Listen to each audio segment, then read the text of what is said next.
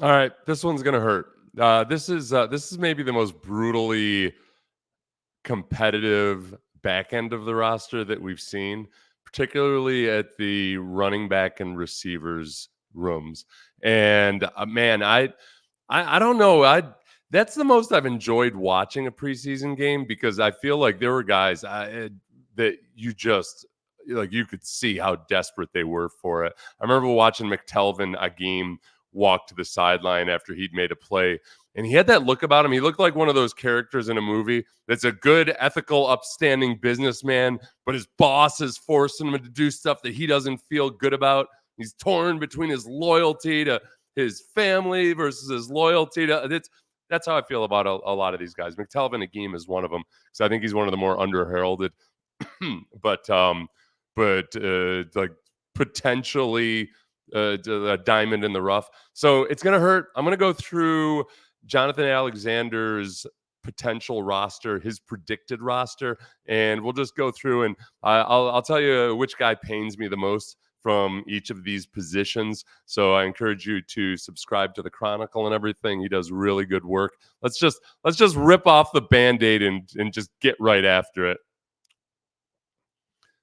Quarterbacks. All right, this one's a little bit easier. I think CJ Stroud is safe as the starter. Okay, we're safe with CJ Stroud. Predicted depth, Davis Mills, and I know there are some people arguing about this for a while still.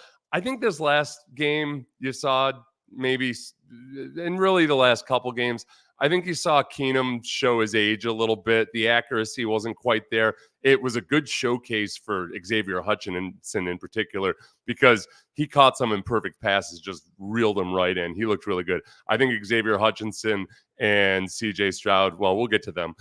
Xavier Hutchinson and John Mechie secured their spots, but I'm A-okay with Davis Mills as the backup right now. I think what Case Keenum ends up doing most likely, I agree with Jonathan Alexander here, is he ends up as the practice squad quarterback.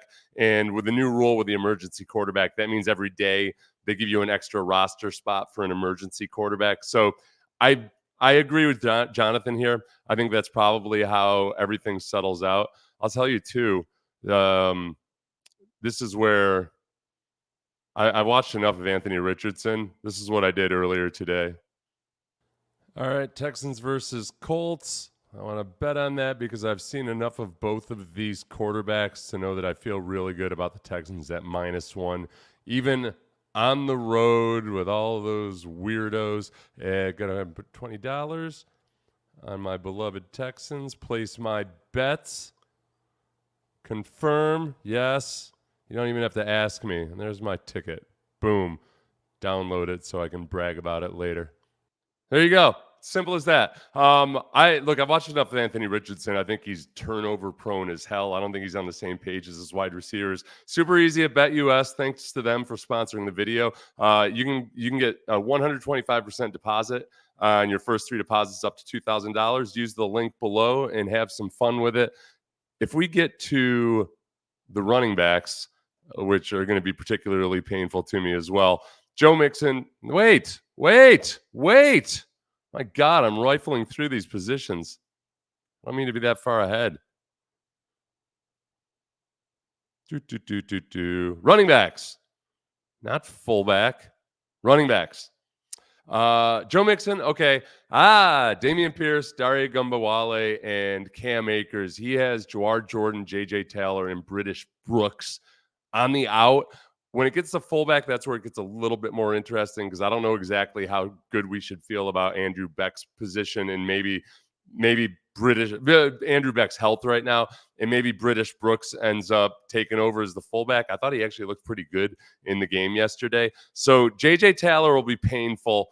Jawar Jordan's going to really that'll hurt. I like Jawar Jordan. I think he's got potential, especially as a receiver out of the backfield. Agumbawale, though, they love him for special teams.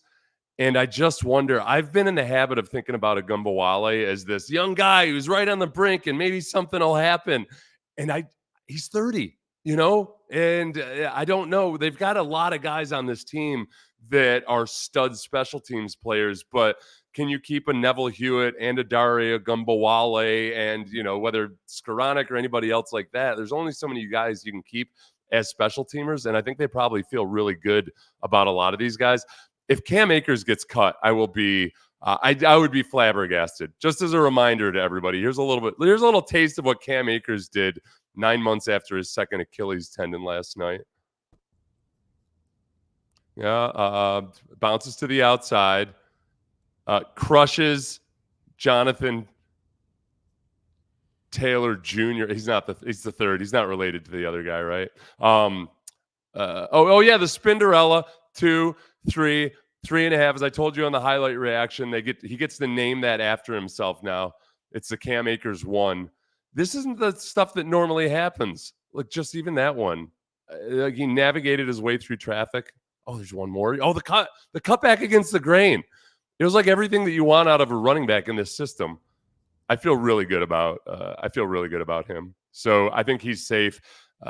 Dameon Pierce, I think, is the one that I don't think he gets cut. I wouldn't be surprised if he got traded. I don't know about D'Amico's answer in the press conference last night. Upon reflection, I think we've gotten a couple of coach speak answers out of D'Amico about Dameon Pierce right now. I think everybody in the organization loves him. I love him. I know a lot of you love him, but maybe you're growing frustrated with the way it's looked over, not just this training camp, but last season as well. I know for a fact that there are people on other teams that still are very, very intrigued by Dameon Pierce. So it's if you think like, oh, there's no way in hell there's a trade market for him, there's a lot of people that are really intrigued by what he did 2 years ago, and he hasn't been injured. So we'll see what happens with Dameon Pierce. As far as fullback, Andrew Beck, if healthy, I think will be the guy. I don't think Bawden or Hairston showed enough as fullbacks to make the team. So I don't have any issues with that. On the pain meter there, Troy Hairston's the guy that I really like. I think he works his butt off. I think he's trying to learn the position after being a defensive player in college, and that's hard to do. So pain meter there, I would say like a 4 out of 10. I've seen too much poor blocking out of him as fullback to be really emotionally tied to him. Offensive tackles. This one's not as painful, and actually this is the one that I look at as maybe the thinnest position on the roster, one of the thinnest positions on the roster in terms of depth, because you've got Laramie Tunsil and Titus Howard, obviously. I think Blake Fisher is going to be good, but I don't know when he's going to be ready.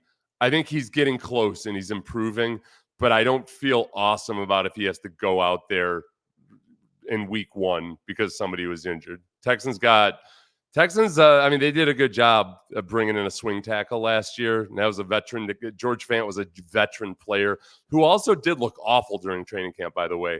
And they got a lot out of him. But I feel like Nick Broker is more naturally a guard. So it's not going to be painful to see David Sharp go. Charlie Heck, I feel bad about just because he seems like a likable guy, but he just kind of never took that next step, and he's just been constantly injured. So the pain meter there, maybe a 4 or 5. I'll bump it up to a 6 because Charlie Heck's got a mustache that started off as a hazing from the veteran offensive lineman.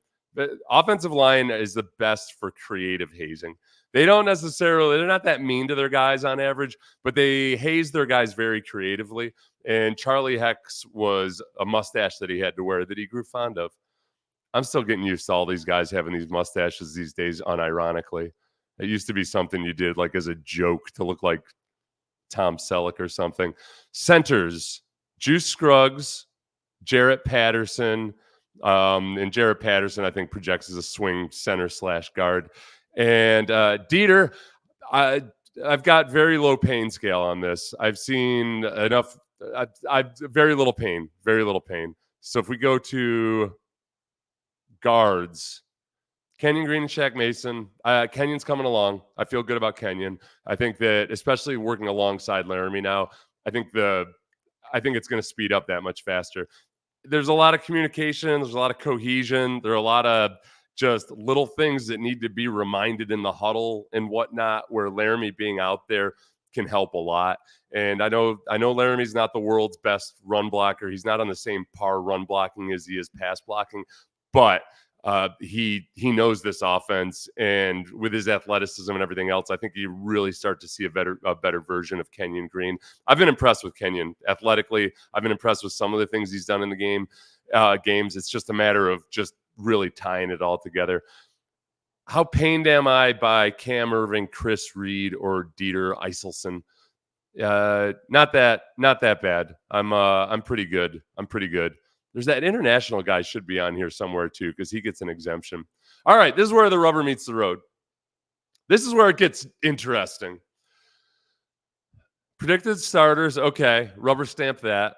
And again, for if you're joining us, this is from Jonathan Alexander's predicted roster in the Chronicle.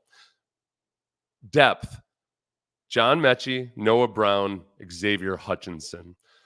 I think as recently as a little over a week ago, a lot of us were wondering, okay, is it going to be Mechie? Is it going to be Hutchinson? Cody Stutz and I had a civil disagreement about it. He was more bullish on Hutchinson.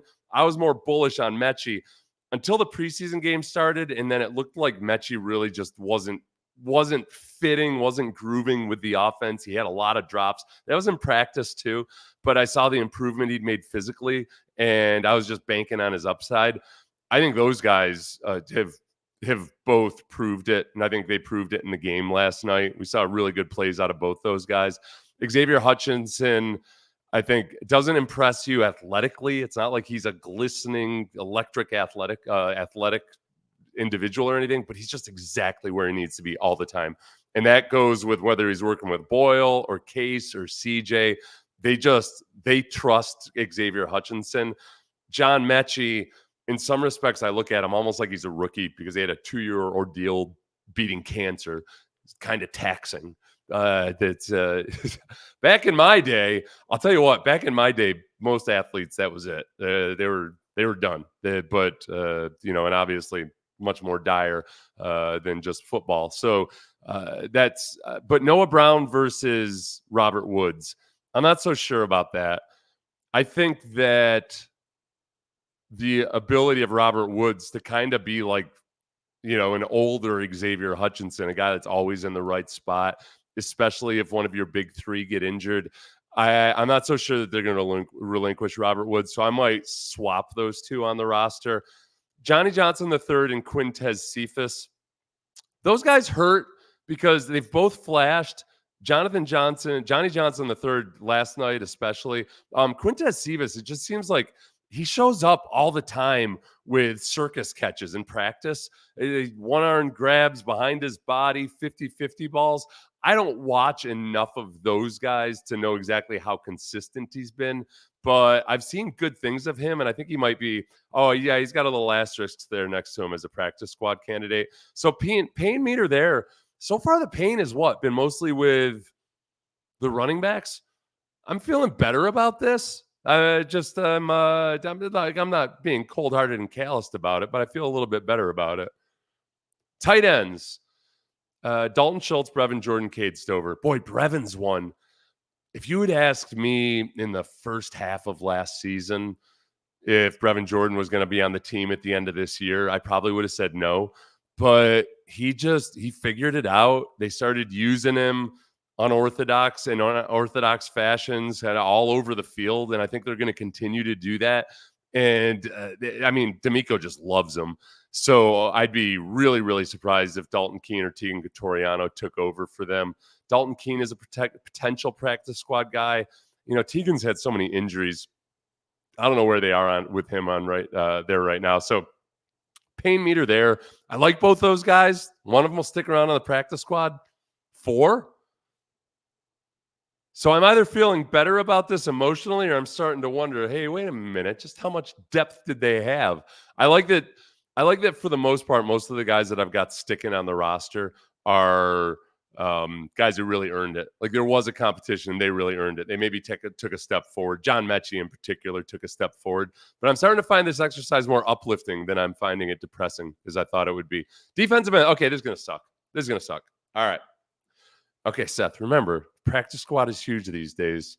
14, 16, whatever it is. I don't know. ND knows. I call him for questions that I don't. I call ND when I have questions about defensive line play that I want him to back up for me. I send videos to I send videos to a bunch of different guys, Wade Smith or Drew Hodgson, former Texan from way back in the day, some other guys I know, or I'll also send them to. I just got Chris Clark's number yesterday, so he's on my roster of guys I send for. But anyway, back to defensive ends. Way to make it about yourself, Seth. Danielle Hunter and Will Anderson, I think they're pretty safe. This is where it could get painful. Jerry Hughes. I love Jerry Hughes. I really love him. And I don't think, boy, for one, Danico Autry being gone helps Jerry Hughes out a lot if he needs it at all. But the Solomon Byrd versus Ali Gay, and Feldarius Payne is listed here as a defensive end. I think he's more of ultimately a defensive tackle. You know, he played outside linebacker, he played defensive end, and he played defensive tackle in college. He did his best work at defensive tackle. So I think that's ultimately where he fits. But if we're just including him in this on Jonathan Alexander's deal, I don't think he makes the cut as a defensive end, probably, or as a defensive tackle. But I think he is a practice squad candidate just by sheer athleticism. Malik Fisher, Ali Gay, and it might have been Malik Fisher that was the one that looked like the character from the movie. One of those two guys when they made a play and went to the sideline. It was Malik Fisher. Looked very serious, very focused. Solomon Byrd's a draft pick, but Ali Gay's been playing a boatload. I think I would put Ali Gay on as a reserve defensive end. I think Jerry Hughes makes the team. I'd be distraught if he didn't. He's been just Jerry Hughes has missed like one play in the last 11 or 12 years. Or 10, I know it's double digits. He's absurdly durable for an older guy, and I think they love having him there for Will Anderson. So I think Ali Gay switches out with Solomon Byrd potentially, although I think both those guys have upside. Ali Gay's just got those freakishly long arms. He played a bunch and played well in the preseason, so I don't think he would clear waivers, and I don't think they would have played him as much as they did if they planned on putting him on the practice squad. So I think that's a switch up. Dylan Horton, that's he's taken. It's going to play the process out. Obviously, he had stage 4 cancer, and it's as we know from John Mechie, as we know from multiple guys now with the Texans over the years. Quesenberry took a couple years before he really. I mean, it took a couple years and him getting cut from the Texans before he ended up as a starter for the Titans and the Bills later on in his career. So. Fingers crossed for Dylan Horton. I thought he flashed last year, and I think there's potential there, but I'd, maybe not this season. All right, this is so defensive end pain meter. I'd put that at a 6 or 7, and that just might be because I'm biased towards the position. I like to protect my own. Defensive tackles. This is gonna suck. All right, Jonathan Alexander has Foley Fatukasi and Mario Edwards. He's got Khalil Davis and Marcus Harris. I can't argue with him there. I think Marcus Harris, he's a draft pick. I think he's flashed in a positive way. There's some things he needs to do to learn and to continue to get better at dealing with being a smaller defensive tackle. And I think he made progress in that regard. But, man, Kurt Hinish has been here for a while. McTelvin Agim is a guy that Caserio brought up when he was on Payne and Pendergast. He was in studio with us, and he brought up McTelvin Agim in the spring unprompted. Nick doesn't usually offer people up without being asked about them, but I like the story of McTelvin Agim. I think he's thrived in this circumstance, but I think maybe they look at him as a practice squad guy, and I can't. With Kurt Hinish and Khalil Davis, there's a little bit of redundancy there. You know, I think they're bigger dudes that aren't necessarily, they're not pass rush types, but they're good because they're always where they're supposed to be. But I think Khalil Davis does it with a little bit more oomph. So it hurts because I like Kurt Hinish, and maybe they can keep him on the practice squad.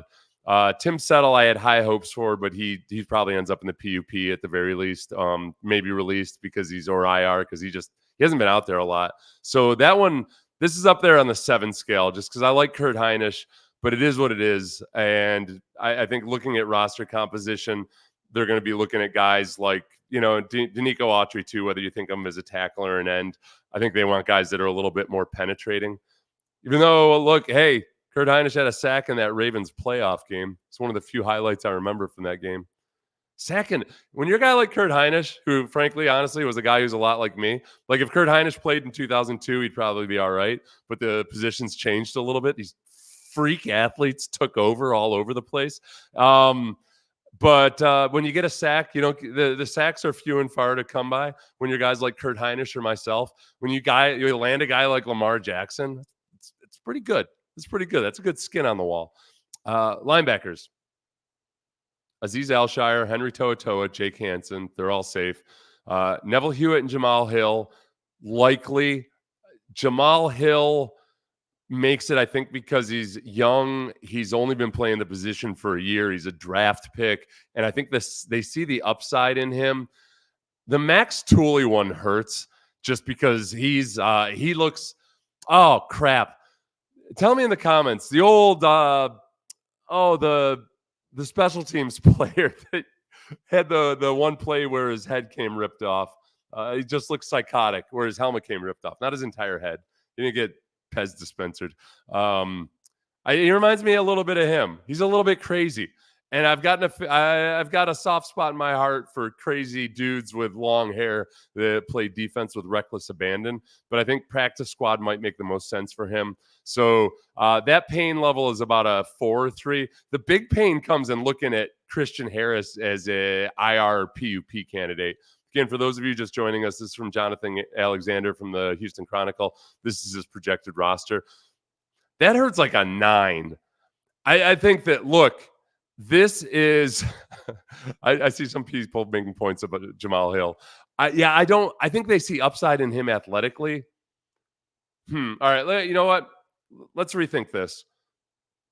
I think they maybe let Jamal Hill clear waivers, and Del'Shawn Phillips, who's a very good special teams player, but hasn't played a lot as a linebacker. But this might be the old, if Christian Harris isn't available, it might be somebody outside the building right now. But because that's not a whole lot of experience there. And Neville Hewitt's awesome for stopping the run. But again, I'll go back to, hey, if he had played in 2002, I think Neville Hewitt might be a Pro Bowler back in the dark ages, back when it was more like guys like, Ted Johnson in the 90s, guys that weren't necessarily really athletic, but they could just freaking swing a sledgehammer on dudes' face masks. But you might have to swap out Del'Shawn for Jamal, and they maybe hope that he clears waivers. But I'm not super stoked about the options there. The best available option is that Christian Harris comes back healthy. This defense does a lot better when you've got a Fred Warner and a Dre Greenlaw in it, and Christian Harris can be a Dre Greenlaw type of guy. Pain meter on that one is a 9 out of 10 just because of the unavailability of Christian Harris right now. Cornerbacks, all right. I think this one might have played out last night. When we look at backup nickelback, so your starting nickelback is Jalen Petrie.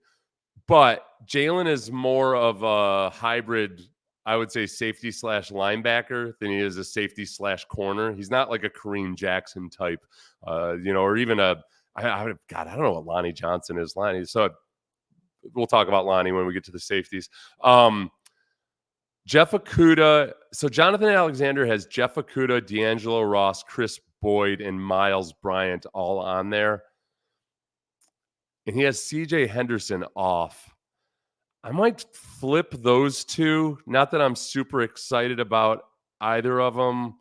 No, I apologize. No. I would keep Jeff Okudah there. I get those two. I've got I flop those two in my brain all the time, and I have to remind myself. I have to actually go back to their lineage. I'm like, oh, yeah, no, Okudah, Detroit, Atlanta. Yeah. Okudah is the guy there. D'Angelo Ross, Chris Boyd, Miles Bryant. So Miles Bryant and Des King are fighting for that nickelback spot. To get back to what I was originally talking about, Miles Bryant, I think, is more steady and consistent, even though I really like the way that Des King plays football. Like, he could have been a Steeler. Well, he actually was a Steeler last year for a little bit, and then the Texans brought him back in. But I think they go with Miles Bryant there. And then in situations where they don't feel comfortable with Jalen Petrie, if it's a Tank Dell type of receiver or something, I don't think they want Jalen Petrie up on the line in certain situations. manned up on guys like that. So I think that might end up being a really important role. And I don't think any of those guys, other than the Des King, probably doesn't make it over Miles Bryant, but maybe makes it up. It'll be painful for me. I like Des King a lot. I kept holding out hope that Des King was, going to come into camp this year. Remember, he got cut in training camp last year, came back, had some big moments. Like the day he came back, the first play he was back in, it was when the offense was backed up and Des made a big play there down in right into right at the brink of the goal line. So that's a 7 on the pain scale. PAIN, I'm not so egotistical that I'm going to call it the PAYNE scale. Bob Allen made me do that back on KHOU. We had a segment called something pain, and I always felt uncomfortable about it. Safeties: Jalen Petrie, safe. Jimmy Ward, safe. Eric Murray, Kalen Bullock, and Lonnie Johnson. This gets interesting. MJ Stewart has been, I think, somewhat under-heralded and just how he's been here for a couple of years. I think he's filled in through injuries and done a solid job of it. Eric Murray, a little bit more of a hybrid safety corner, and I think they probably trust him more in certain situations. So it hurts to lose MJ Stewart if Jonathan Alexander's roster prediction was correct. Lonnie Johnson, that's a reclamation story, I think. Not reclamation. What's the word I'm looking for? Restoration. Somebody tell me in the comments what damn word I'm looking for. It's been a long day. So I'll feel good about this. I'll feel good about this if Lonnie Johnson makes the roster. Lonnie Johnson, when he was first here, they started him off as a cornerback. And my God, the first thing I thought when I saw him was that's Brandon Browner big for a cornerback. This dude is big. And he had a hard time flipping his hips, and he got a lot of defensive holding calls and everything because he's a big physical guy that should have been playing safety. I remember talking to Anthony Weaver about him, and Anthony told me he came back bigger in his second year, and I don't mean that as an insult. He's just a big dude. I don't know how much body fat he even had to lose. I think with maturation, he got bigger. He just got too big to play cornerback. And I think there are probably some maturity issues. He bounces off to Kansas City, then down to New Orleans. He finds himself back here. And I talked to somebody in the organization that said he's made a lot of progress. Now this was back in the spring, so he showed up a lot. He was around the ball a lot. He made that play down on the goal line that kept the tight end after Ollie Gay had gotten engaged with that tight end on that boot. Lonnie came up and hit him out of bounds shy of the first down marker or the goal line there. So he's showed up in some big moments. Pain meter, I would actually say that this is probably there's like a 3 on the pain meter. Although I like MJ Stewart. Special teams. Redemption. Thank you, Ethan Matz. Redemption was the word I was looking for. It's yes, RIP Bob Allen.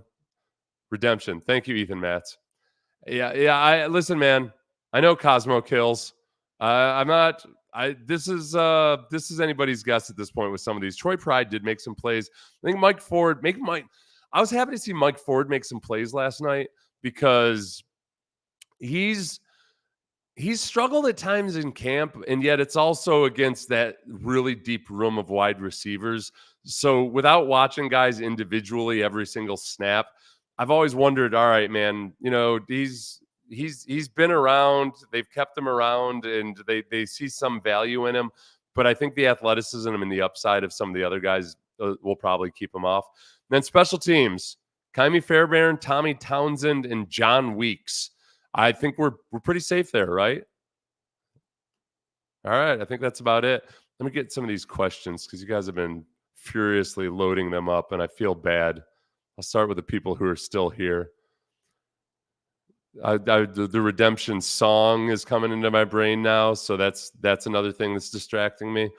Referring to Stephon Gilmore over Kuda or Henderson or Justin Simmons over Eric Murray. Okay. So I guess you're talking to somebody else because obviously both those guys have been signed. So I guess your fear of what might have been, I suppose, right? You're wondering, your pain is one of regret. Your pain is of like, oh, those are the girls that got away. I get it. I get it. I think part of it with those guys, if you try to look at it, or if I try to look at it from Nick Casario's perspective, they've got quite a bit of age on this roster already. And I don't think he probably has a formula for this or anything, but your older guys are going to get injured, and they've got a lot of money tied up in older guys. The defensive line alone is just a bunch of silverback dudes in there, just guys that have wisdom and age and orneriness and all that stuff. But every now and then, the alpha gets replaced by one of the younger guys because he ages out of it. And when you look in the safeties, Jimmy Ward, older guy, he's been banged up a little bit. It's tough. I know it feels like, yeah, go for it right now. Go for it right now. I think you got to find that balance between doing it now and doing it later. I don't know. If JJ comes in, JJ's the ultimate silverback. JJ's 35 years old. I'm feeling less. I don't even know if optimistic's the right word or not. I'm just trying to stay out of that emotionally with JJ Watt, but I'm growing more and more skeptical that he'll ever come back. Maybe to football at all. I know he's hell on wheels, just as far as getting social media attention. He's really good at it. Just every now and then he flashes a little image out or something. Texans would have done a lot better if Kaimi hadn't gotten injured last year. Yeah.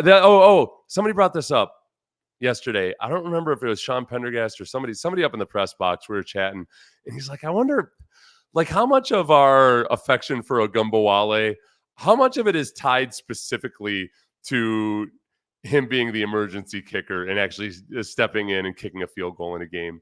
I feel like I try to remove that from the equation, and it takes a little bit out of it. Let's see, that dude's done. I don't know if we're talking about JJ. Yeah. I don't know if he would have come back by now. Yeah, British Brooks is the one that if you weren't here earlier, that's one of the more painful ones for me because I think he'll get picked up on waivers. Am I crazy, or did he not show that level of athleticism that often in college? I just remember, maybe you know what, I'm guilty. I do this with a running back sometimes. I don't do enough of going back and watching them in college, and I just like, because you see so many highlights of them, or you see so many cut-ups of them that you kind of got the impression in your brain. And I hadn't really been thinking about British Brooks that much, but man, he's been on a tear, and he's potentially your fullback if Andrew Beck's not healthy, because I don't really feel great about any of the other potential fullbacks. Okay, I wonder what the goal with keeping Pierce is. If it didn't happen this offseason, what's another season going to do? Just given the way that D'Amico has answered the questions in the last couple press conferences, I'm not going to be surprised if maybe they're entertaining trade offers. And I don't know if they are, if they're not. It wouldn't surprise me. I think there's other teams out there that are definitely still interested in Dameon Pierce. I think they might think that maybe he fits their system a little bit better. They can use him differently. And it's not injuries or anything else that have led to his downfall in production. You can just see it in the way he runs sometimes. I think he talked about it, in training camp and in the offseason, that he was having a hard time with how complex this offense is. And when you're a running back, if you can't just let loose, and it's not one of those things where, it's not that, a guy can't pick up the playbook or whatever. It's sometimes there's guys that are just, see it and hit it. And then there's other guys that are okay with just analyzing a lot more, having pre-snap adjustments, all that. Some guys just can do it, and some guys can't. Look, I went to a school, I cannot impart to you enough. It's not an intelligence thing. I went to a college where it was just loaded with super smart dudes. And some of the smartest dudes, the engineers and the other, like the biology majors and everything, those guys on average, I would say, had the hardest time dealing with some of the mental aspects of football because they just couldn't let it go. They just couldn't go out there and be cavemen. You have to have an ability to devolve into a different era of human being. You've got to go out there and let your carnal or your lizard brain take over. I do it all the time. but I can turn it on and off, you know? My TV is way behind my phone. I cannot help you with that, nor can Jonathan Alexander. Yeah, I just like I said, I like Mike Ford, but I just don't know if it's time, man. If it's time for him. JJ, I don't know if you're talking about JJ or somebody else. Is it me or did Heinisch get bigger? I think he I think he's gotten a little bit bigger. I don't know. I wonder. I mean, there's a he's at that weight. He's one of those guys that could be 295, could be 320, and I think he can probably do it over the course of like 2 or 3 weeks. He might have looked at who they drafted, the Texans, just in drafting Marcus Harris and then bringing in Danico Watry, who can rush on the inside, but he's a, he can play defensive end, he can play defensive tackle, but they went out and they tried to get guys that were more explosive on the interior. He might have looked at it and thought, all right, well, I'm not going to compete with Marcus Harris's athleticism, so I'll try to get really good at just being a bigger, beefier dude, and maybe it'll work out. I don't know. So, all right, I'm going to call it a night. Go check out my highlight reaction video. It's the one with CJ Stroud looking like the little girl that started a fire that was standing in front of a fire with that sly look on her face, because it was when CJ turned around on the TV broadcast after Cam Akers' big run on the sideline where he trucked Jason Taylor. And CJ just turned around and he looked like, yep, he's our secret. Yeah, we've got him, and he's going to do bigger things than anybody like skeptical Seth Payne thought back when they signed him at the beginning of training camp. I cannot impart to you enough how crazy it is that a guy looks like that after 2 Achilles tendon surgeries, a running back especially, because running backs really, Deontay Foreman is the only running back this century who's come back and looked like himself or better after an Achilles tendon tear. Cam did have that speed bridge process, the surgery that they used on Aaron Rodgers. It's way more common these days. I talked to Jordan Roderick, who covers the Rams for The Athletic, and she loves Cam Akers. She said, it was kind of just the scheme fit thing, kind of like maybe what happened with Dameon Pierce. The Rams moved away from as much outside zone, and Cam Akers wasn't really suited to their scheme, and that was at least one of the fueling factors. So Cam Akers might just be a little bit more naturally adapted to this scheme. But the Achilles tendon thing, I hesitate to make this comparison, and yet I will. Frank Gore, remember? Frank Gore tore both his ACLs, and that was back when ACLs weren't quite as automatic. It wasn't as easy to return from ACLs. And he went on to be one of the most durable running backs who's ever played the game. So it's certainly not out of the realm of possibilities, but it's really impressive. Really, really impressive.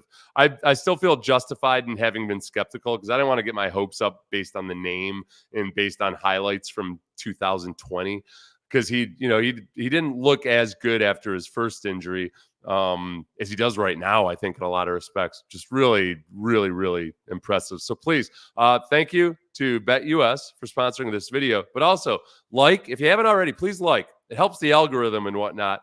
Subscribe, share on Facebook, and go check out the highlight video. I'll link it up in the little things that pop up here, because I spent around. This was a fun one. This was a lot of guys scratching and clawing their way for a roster